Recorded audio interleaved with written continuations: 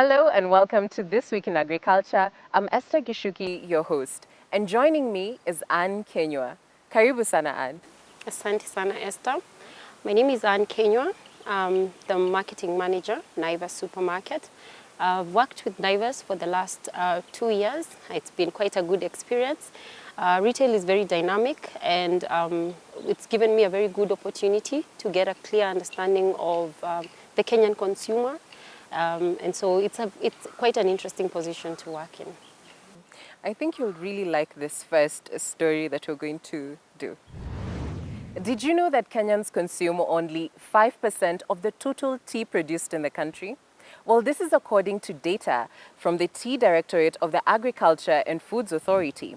Naivas Supermarket and Ketepa have partnered up to drive tea consumption by marking the inaugural Tea Month. Kenya Tea Month, scheduled to run for the whole of August every year, will herald the beginning of an appreciation journey designed to double tea intake by taking people from the original black tea to the very latest specialty varieties and collector editions. It also includes a number of interactive sessions with renowned tea baristas who are expected to make several demonstrations covering skills such as tea brewing and tasting for the younger generation. The younger people tend to favor cold beverages over the hot ones, including tea. Only about 6% of Kenyans below the age of 30 buy tea regularly, which is actually a problem that we need to address. We firmly believe that the current rate of tea consumption can easily grow by 5% over the next 1 year once you onboard the millennials to the other fun and healthy points on embracing tea into their lifestyle. Internally, as Naivas, we believe that tea will be growing at least more than 30%. And last year, it's good to actually attribute because tea grew at 27% within Naivas stores. A good fit for the concentration of which you'll actually put within that particular category. So, Anne, what is your take on that story? So tea is one of our top-selling cash crops as Kenya. And so as Naivas and as Ketepa, we are committed to backing this initiative in terms of triggering a conversation around tea. We want people to get a deeper understanding of tea, how it's prepared, how it's consumed, because based on the research that we've done, we've realized that a lot of people do not have the kind of information we have when it comes to tea. And therefore, with Ketepa and Naivas, we'll be able to carry this conversation, we'll be able to initiate the conversation so that people can talk about tea and also find out how best to consume tea. What kind of information? The kind of information we have starts from very basic level. Just starting with a simple understanding of how to make a good cup of tea, which I believe most of us are accustomed to. The traditional way of making tea where you have your milk, your water, and you can add maybe certain flavors to it.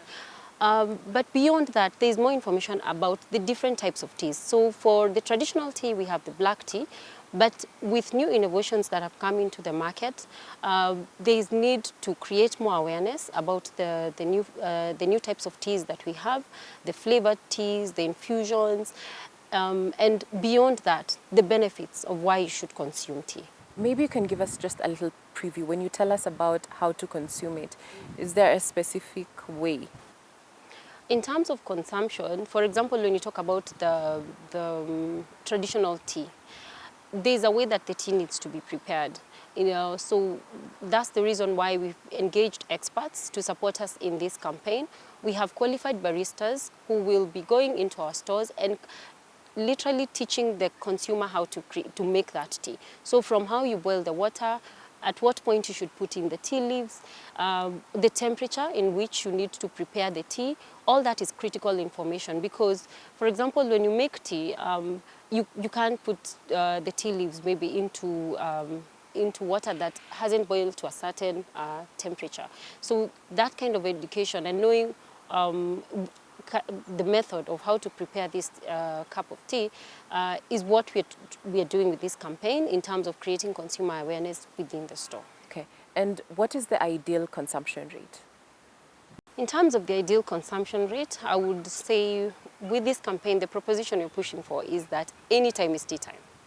So with the different types of teas that we have, as we evolve in terms of sampling the new products that are out there, we want to encourage our consumers to take more tea and preferably take tea literally all the time. Because when you look at the benefits that you get from consuming tea, ranging from your wellness, there are different things that we'll be talking about. Say, for example, tea is a good antioxidant.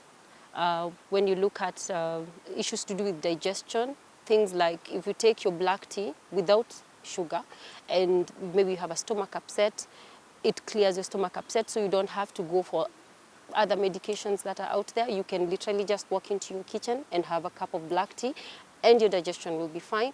When you talk about beauty, for example, it's been proven that tea does give you a youthful glow. If you are struggling with maybe white hair and you still want to look young, there's a way you can use the black tea to dye your hair. And those are things that people don't know. And so those are the kind of, that's the kind of information that we're giving in the store to our consumers so that they get to understand and buy to this proposition of you can take your tea at any time during the day. There isn't too much tea. Wow, and I totally did not know that. Taking tea can actually give you a youthful glow. Well, if you're out there and you want to appear younger, maybe tea is the solution. Okay. Pastoral communities have been urged to participate in the much-anticipated census of 2019. According to the Acting Treasury and Planning CS, Ukur Yatani, it is all systems go for the 2019 National Population Census. According to Yatani, more than 2,400 ICT personnel, over 22,000 content supervisors, and over 138,000 enumerators have been lined up to take on the tasks. The exercise runs from the night of August 24th to 31st August 2019.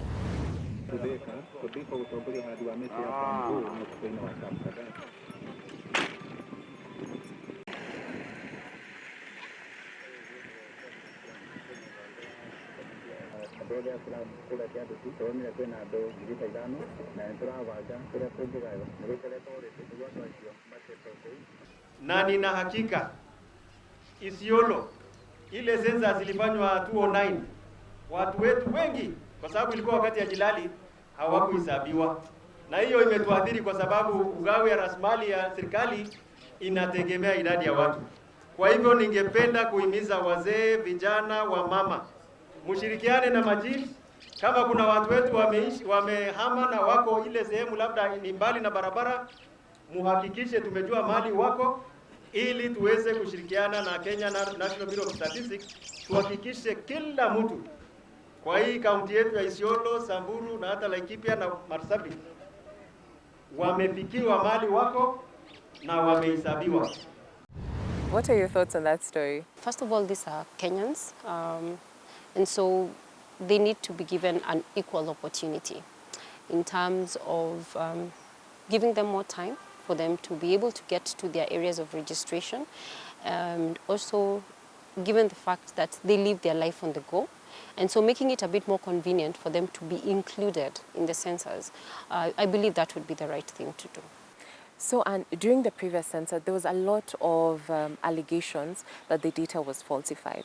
And so even the CSO came out this year and said that the results will be digital, meaning that the results from the field will be closely monitored. So when the enumerators are out on the field collecting data, the data will go now to the content supervisors who will be able to counter-check whether this is actually the case on the ground. Do you think that this is enough to wave away the doubt? My thoughts on this would be the fact that they've actually taken these measures to ensure that they get clean data. That's a good starting point. And so we can only wait for the implementation of the same, but I believe it's a good move. Let us know your thoughts on that story on our social media pages at Farm Kenya. Let's move on to our third story of the day. When we think of food security, we rarely think of insects.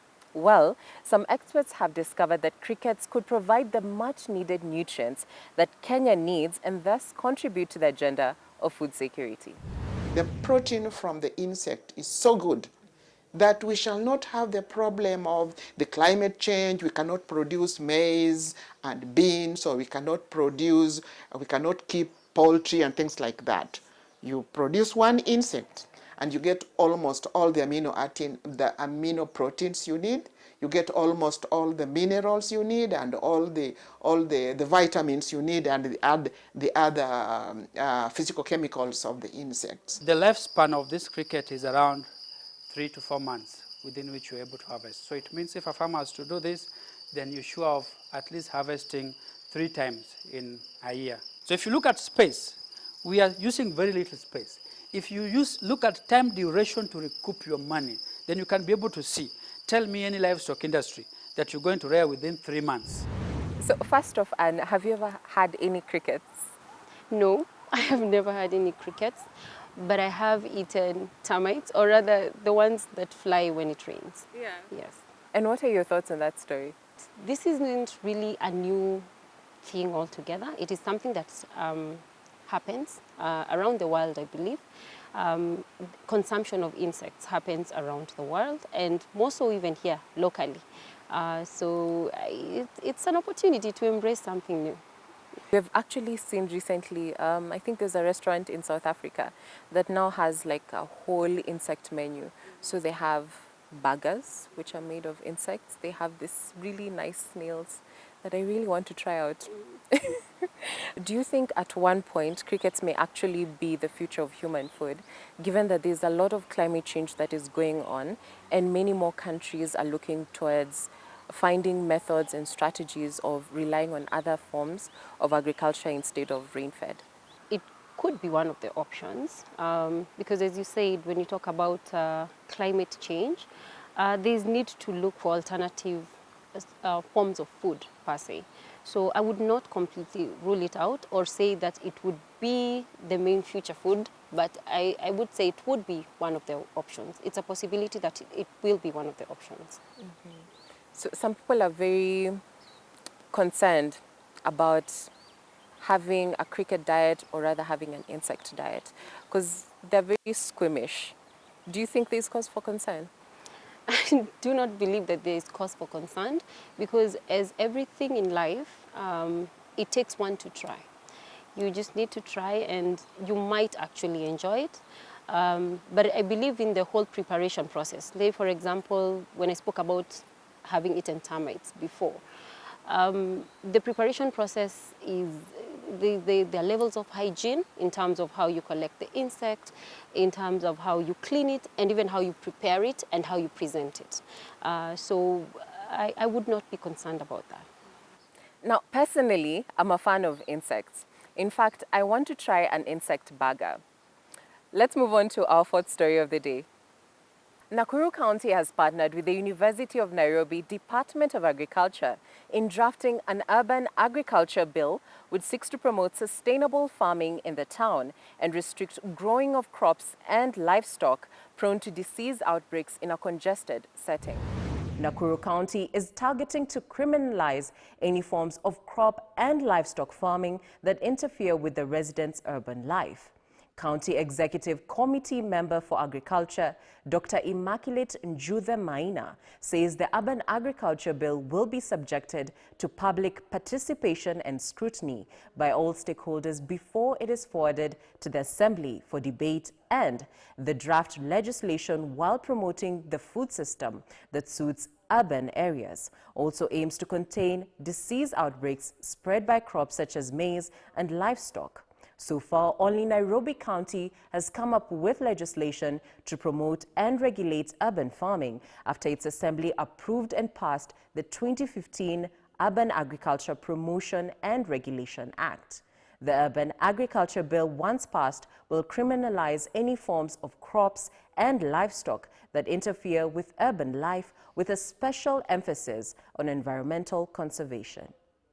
Nakuru County has attained the statutes that would make it into a city, and in the process of graduating from a municipality to a city. And in that graduation, we note that with a population of over 200,000 people, there's need to think about the food system that feeds into that urban population. And so we, from the Ministry of Agriculture, Livestock and Fisheries, are in the process of developing the bill in support of the policies on urban agriculture. What are your thoughts on that story? My thoughts on that story is I believe there'll be pros and cons to it. In terms of the pros, it's a good initiative in terms of segmenting the area and saying this is where we'll do the farming and this is where we will reside.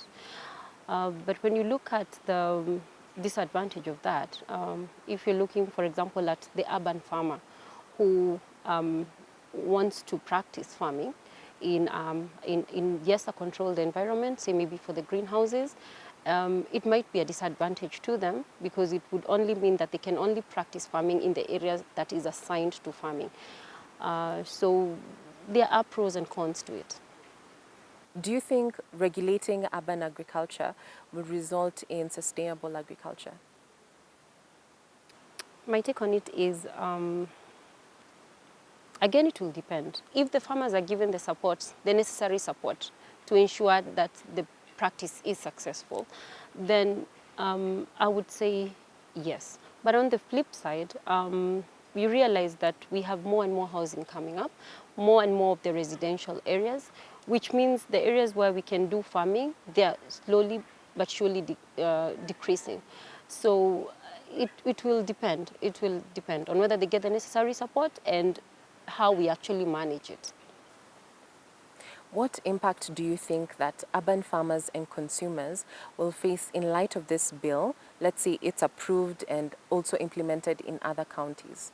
I believe there might be a decrease in urban farming because with the regulations and the restrictions, it then means that they cannot practice what they're practicing right now in the urban setting.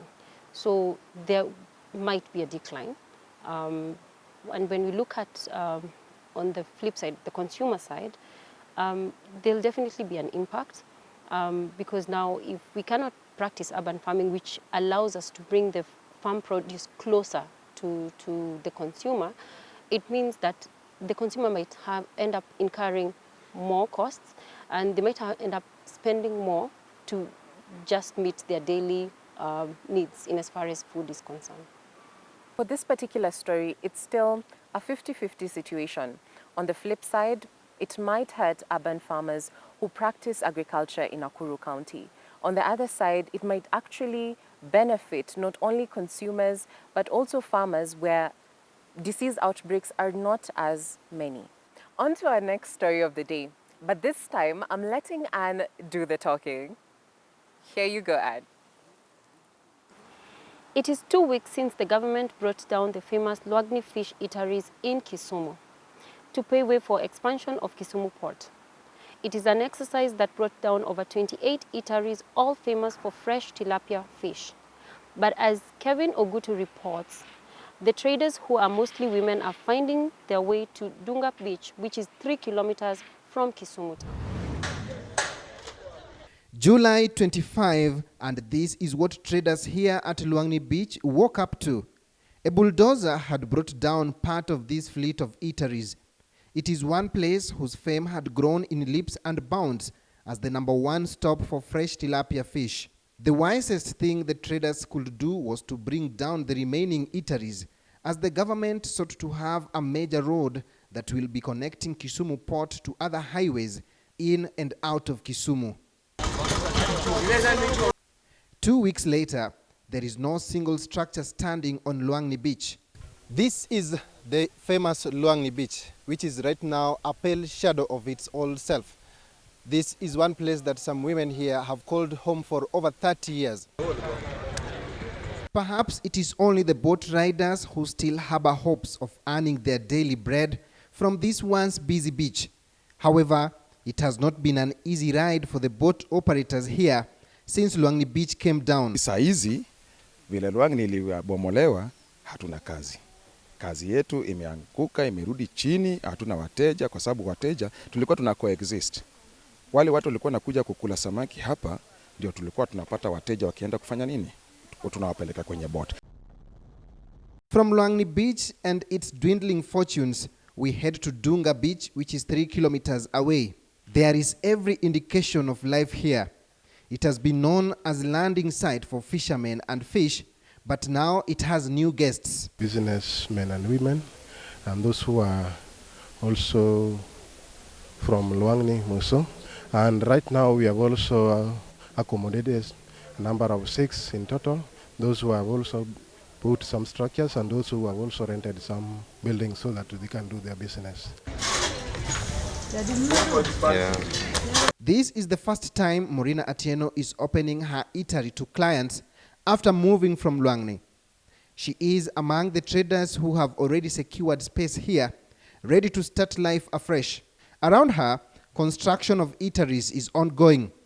Before the disruption, she had been in the fish business for 20 years. Biashara bado haijapik vile, lakini kulingana na maoni yangu naona ni kama Luangni kulikuwa na wageni kuliko hapa. Manake Luangni ilikuwa downtown na ilikuwa karibu na town. This means that at Luangni, it was possible for fish eaters to walk down the beach from their offices. Kitambo mtu atoke town mpaka hapa unapata ni transport ya 150 to 100. Sasa kitambo akuje na kurudi hiyo ni kama 300. Na hiyo 300 inamtosha kula samaki mahali pengine. She says it has been a costly affair bringing down her eatery at Luangni and coming down to Dunga to start on a clean slate. But thankfully, these new entrants into fish trade in Dunga are welcomed by the hosts. Despite Dunga being a most preferred destination for the displaced businesswomen, land is a challenge and this could limit its expansion. It is expanding because now it is the main site for the fish eating or fish landing site that is within Kisumu town. Wow, and you can actually take my job, huh? You have the talent and the makings of a news anchor. Okay, so what is your take on that story? In terms of the impact, expansion of the port will create an opportunity for business growth in terms of for the farmers to be able to trade a bit more. However, for those who have been relocated, I believe if we could put up like a marketplace where maybe they can go and carry on with their trade, that would be the best solution. Given the fact that now they've moved out and they literally have nowhere else to go carry on with their trade, having a marketplace where they can continue with their trade would be a good solution. So we're taking a short commercial break, but we'll be back with more. In the meantime, you can engage with us on our social media platforms at Farm Kenya.